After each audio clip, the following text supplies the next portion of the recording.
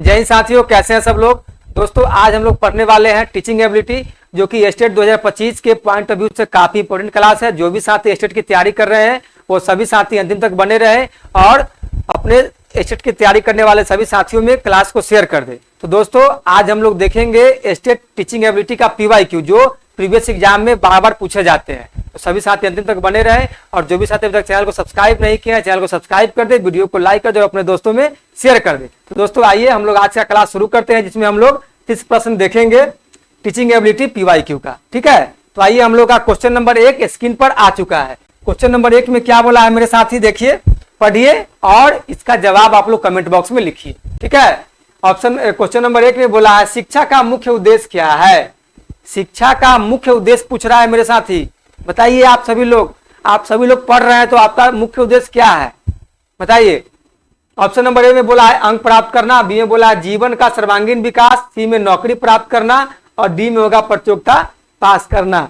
तो अभी मुख्य रूप से लोगों का क्या उद्देश्य है, नौकरी प्राप्त करना, लेकिन इसके अकॉर्डिंग गलत हो जाएगा। ये शिक्षा का मुख्य उद्देश्य ये नहीं है, लेकिन हमारे समाज की अवधारणाओं के अनुसार ऐसा बन चुका है कि शिक्षा मतलब नौकरी प्राप्त करने का जरिया।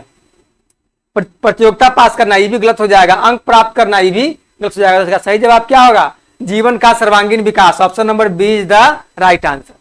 चलिए क्वेश्चन नंबर 2 में आइए मेरे साथी, और सभी साथी पेन और एक पेपर लेकर के बैठेंगे। जो भी क्वेश्चन स्क्रीन पर आ रहा है उसका आप लोग वहां पे जवाब लिखेंगे और लास्ट में मिलाएंगे कि आपका सही जवाब कितना आ रहा है, आप कितना स्कोर कर पा रहे हैं 30 में। ठीक है, चलिए क्वेश्चन नंबर 2 में देखिए अनुशासन का सर्वोत्तम रूप कौन सा है, बताइए मेरे साथ। अनुशासन का सर्वोत्तम रूप कौन सा है। ए में है बाहरी दबाव, बी में दंड, सी में है आत्म अनुशासन और डी में है नियंत्रण। इसका सही जवाब क्या होगा। देखिए मेरे भाई, आप अगर अनुशासन लाना चाहते हैं और बाहरी दबाव देंगे ना तो फिर वो अनुशासन नहीं रह पाएगा, बच्चा वहां डरने लगेगा, समझे। उसके बाद दंड देंगे तो और बच्चा किसी चीज में तो खुल के बोल ही नहीं पाएगा, तो फिर अनुशासन का तो कोई मतलब ही नहीं है। अनुशासन का क्या मतलब होना चाहिए, आत्म अनुशासन, मतलब बच्चा खुद से अनुशासित हो, सेल्फ डिसिप्लिन। तो option number C is the right answer. Question number 3 में आ जाइए, इसमें क्या बोला है, कक्षा में शिक्षक की सबसे बड़ी जिम्मेदारी क्या है, बताइए। कक्षा में शिक्षक की सबसे बड़ी भूमिका क्या है, सबसे बड़ी जिम्मेदारी बताइए मेरे भाई, क्या होगा। ऑप्शन नंबर ए में दिया है पाठ्यक्रम पूरा करना, सिर्फ पाठ्यक्रम पूरा करा देना तो नहीं होता है, छात्रों की रुचि जगाना, कठोर अनुशासन बनाए रखना, परीक्षा कराना। परीक्षा कराना जहां दिख जाए सब क्या है, सब नेगेटिव टैग वर्ड है। कठोर अनुशासन दिख जाए सब क्या है, नेगेटिव टैग वर्ड है। छात्रों में रुचि जगाना ये पॉजिटिव टैग वर्ड है।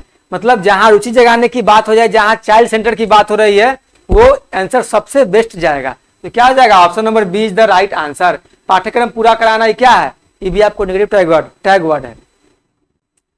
चलिए हम लोग क्वेश्चन नंबर 4 देखिए, बालक जन्मजात अच्छा है, यह किसका मत है, बताइए। यह किसका कथन या किसका मत है कि बालक जन्मजात अच्छा है।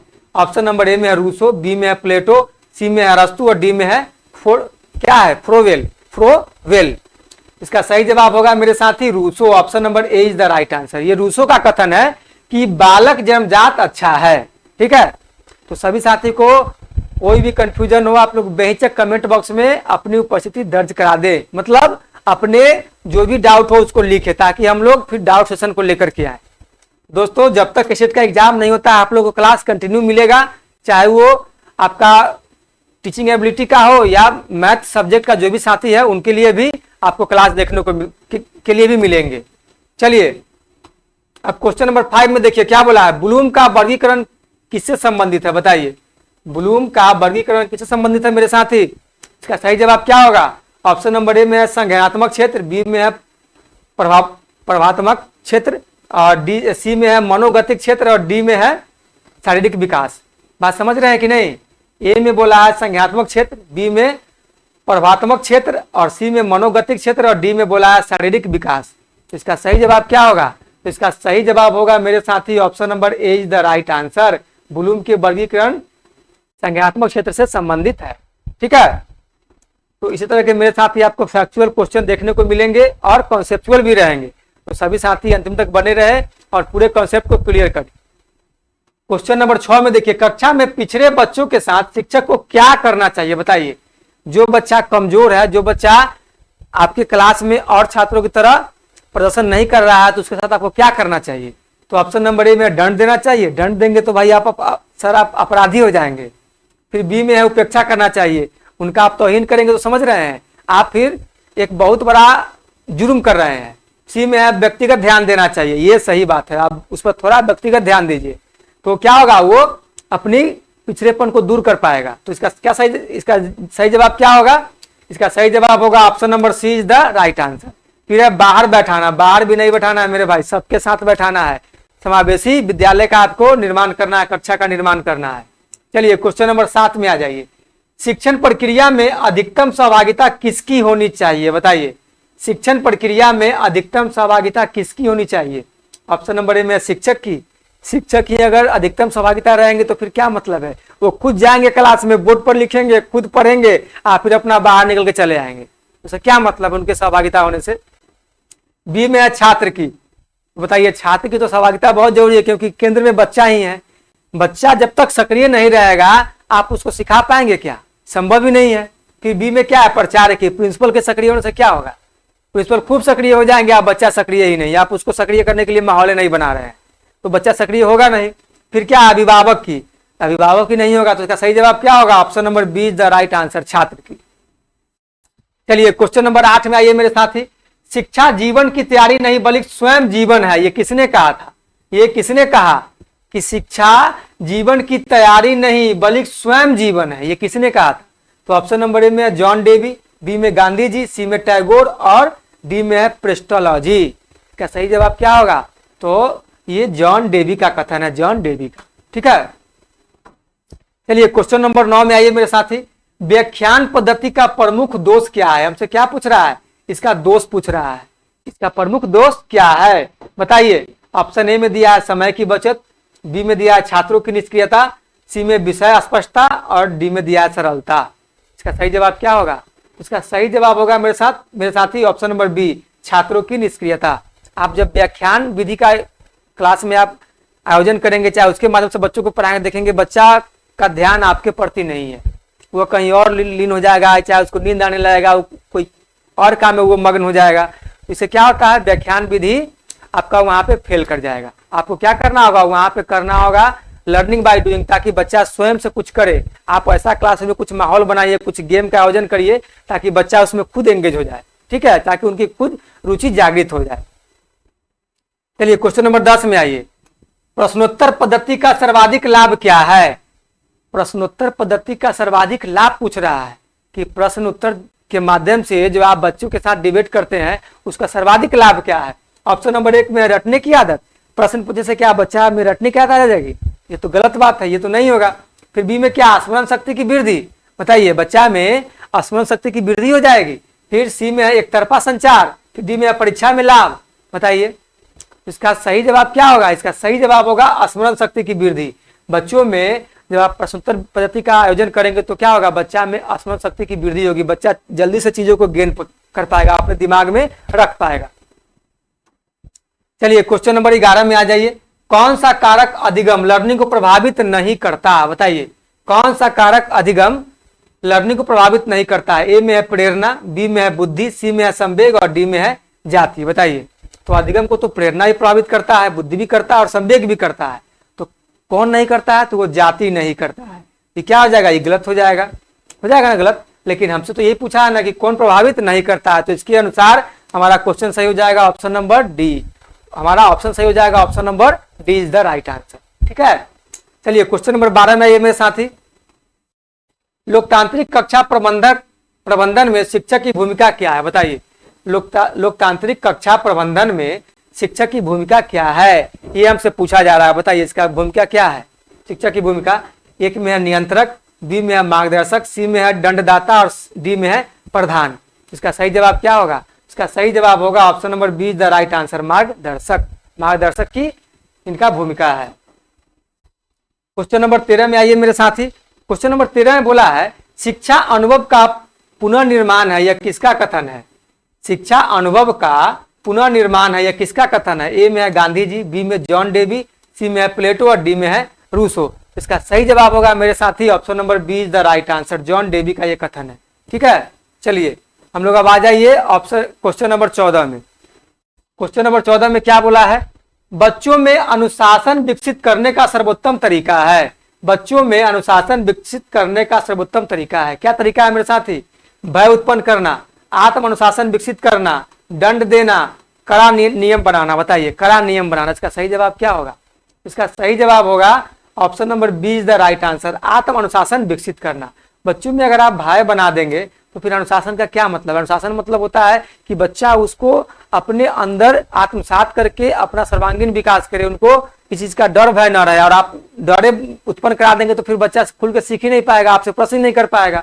ठीक है, उसको आप दंड देंगे तो बच्चा कोई चीज आपसे पूछने से पहले वो डरेगा कि हमको भाई पिटाई लग जाएगी। फिर कड़ा नियम बनाएंगे तो फिर बच्चा उसमें खुल के कहाँ रह पाएगा।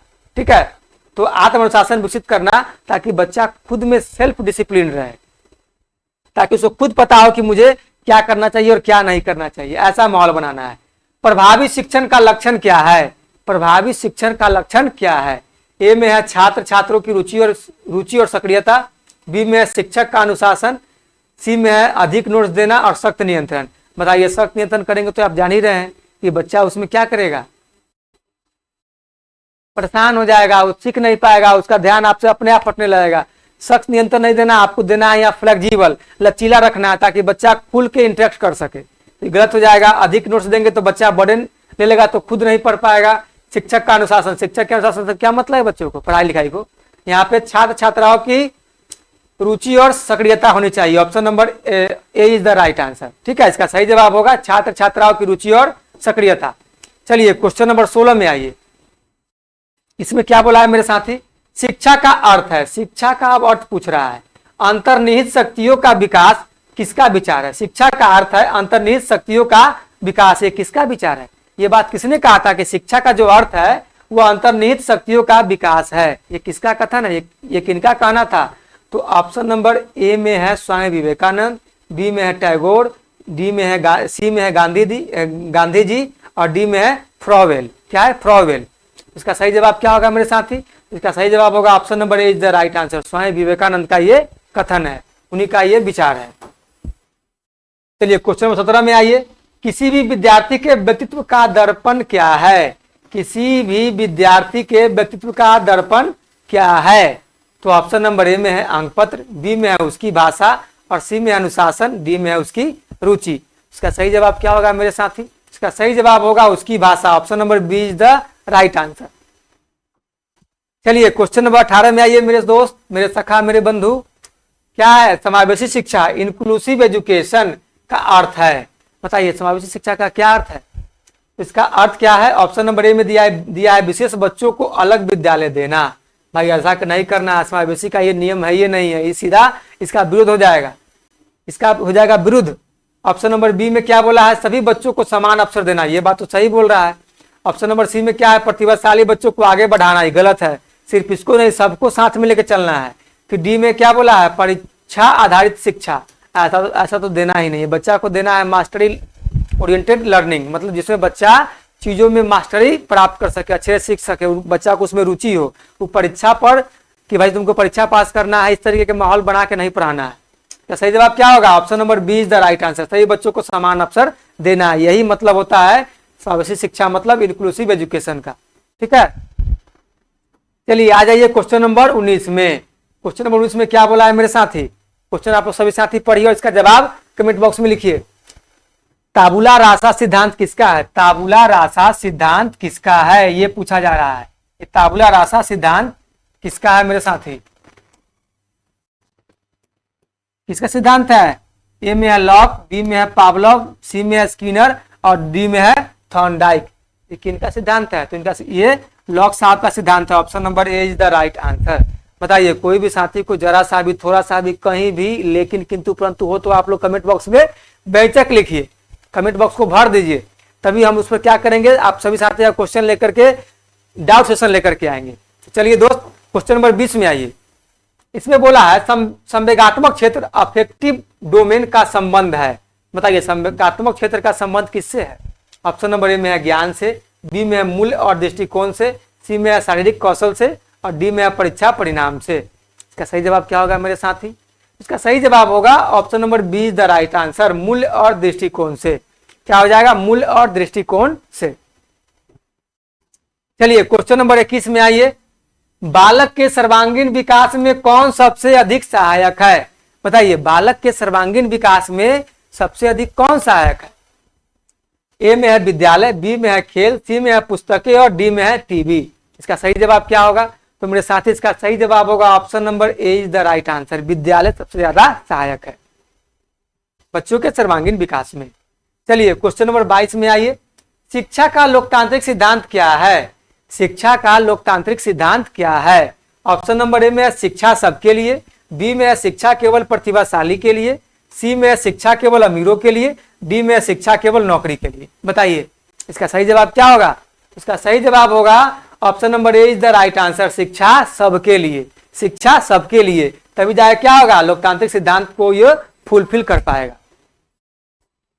चलिए अब क्वेश्चन नंबर 23 में आइए मेरे साथी। इसमें क्या बोला है? शिक्षक का सबसे बड़ा हथियार क्या है? शिक्षक का सबसे बड़ा हथियार क्या है? ऑप्शन नंबर ए में अनुशासन, बी में व्यवहार, सी में दंड और डी में अधिकार। तो बताइए क्या होगा? इसका सही जवाब होगा option number B is the right answer. शिक्षक का सबसे बड़ा हथियार है व्यवहार। चलिए क्वेश्चन नंबर 24 में आइए मेरे साथी। बाल मनोविज्ञान का अध्ययन क्यों आवश्यक है? बताइए बाल मनोविज्ञान का अध्ययन क्यों आवश्यक है? ऑप्शन नंबर ए में दिया है बच्चों को नियंत्रित करने हेतु, बी में बच्चों को समझने हेतु, सी में अभिभावकों को संतुष्ट करने हेतु और डी में दिया है परीक्षा हेतु। तो बताइए मेरे साथी, तो बच्चों को नियंत्रण करने हेतु तो यह होगा ही नहीं, अभिभावकों को संतुष्ट करने के लिए ऐसा कोई बात है ही नहीं, परीक्षा हेतु भी नहीं है। इसका सही जवाब क्या होगा? बच्चों को समझने हेतु। Option number B is the right answer. चलिए क्वेश्चन नंबर 25 में आइए मेरे साथी। इसमें क्या बोला है? लर्निंग बाय डूइंग किसने दिया? लर्निंग बाय डूइंग किसने दिया? मतलब स्वयं करके। इसे कहते हैं ना कि बच्चा को लर्निंग बाय डूइंग मेथड से पढ़ाइए, मतलब बच्चा स्वयं करके सीखे। ठीक है, तो ये मेथड जो है ये किसने दिया है? तो ए में है गांधी जी, बी में जॉन डेवी, सी में पेस्टोलॉजी और डी में मैकाले। बताइए तो इसका सही जवाब होगा option number B, John Dewey ने इस पद्धति को, इस तरीका को दिया है, लर्निंग बाय डूइंग को। चलिए क्वेश्चन नंबर 26 में आइए सभी साथी। और सभी साथी को अगर वीडियो अच्छा लग रहा है, क्लास अच्छा लग रहा है, तो आप लोग लाइक का बटन दबा दीजिए। ठीक है, और सभी साथियों के लिए इसी तरीके से क्लास जब तक स्टेट 2025 का एग्जाम नहीं हो जा रही है तब तक आप लोग क्लास आते रहेगा। शिक्षा का अंतिम लक्ष्य क्या होना चाहिए? बताइए ए में है धन अर्जन, बी में है नैतिक व चारित्रिक विकास, सी में है प्रतियोगी परीक्षा और डी में है रोजगार प्राप्त करना। बताइए शिक्षा का अंतिम लक्ष्य क्या होना चाहिए? बताइए मेरे साथी। इसका सही जवाब होगा option number B is the right answer, नैतिक व चारित्रिक विकास। नैतिक व चारित्रिक विकास। चलिए क्वेश्चन नंबर 27 में आइए। इसमें बोला गया है कक्षा में यदि कोई छात्र लगातार शोर करता है तो शिक्षक को क्या करना चाहिए? बताइए शिक्षक को यहाँ पे क्या एक्शन लेना चाहिए? ऑप्शन नंबर ए में उसे दंडित करना चाहिए, उसे दंडित करना चाहिए। बताइए बी में नजरअंदाज करना चाहिए, सी में शांतिपूर्वक समझाना चाहिए और डी में कक्षा से बाहर निकाल देना चाहिए।